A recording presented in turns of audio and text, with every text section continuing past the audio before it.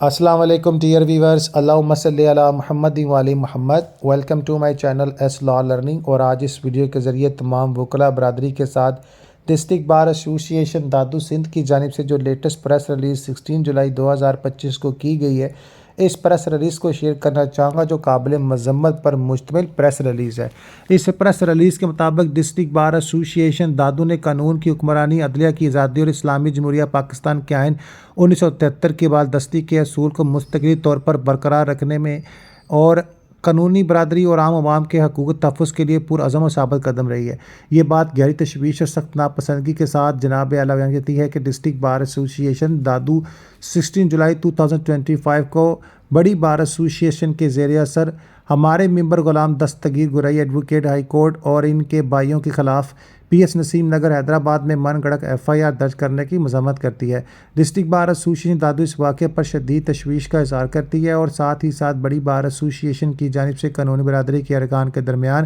ثالثی کا کردار ادا کرنے کی بجائے اس میں غیر مثبت کردار ادا کرنے پر شدید تشویش کا اظہار کرتی ہے، جس نے دو بار ایسوسی ایشن کے درمیان تصادم کا باعث بنا دیا ہے۔ اس طرح کی کارروائی نہ صرف ہمارے ارکان کی جان و مال کو خطرے میں ڈالتی ہے بلکہ قانونی برادری پر عوام کا اعتماد بھی ختم کر رہی ہے۔ ہم فوری طور پر IGP سندھ،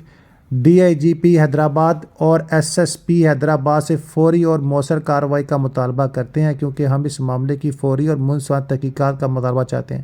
اس بات کو یقینی بناتے ہوئے کہ کسی بھی کونے سے بغیر کسی تاخیر اور دباؤ کے انصاف کی فراہمی کو یقینی بنایا جائے۔ ڈسٹرکٹ بار ایسوسی ایشن کی جانب سے جناب اعلیٰ یہ ایک التجا ہے جس کی کاپی نوٹس کی فارورڈ کر دی گئی ہے اور اللہ سبحانہ تعالیٰ سے درخواست ہے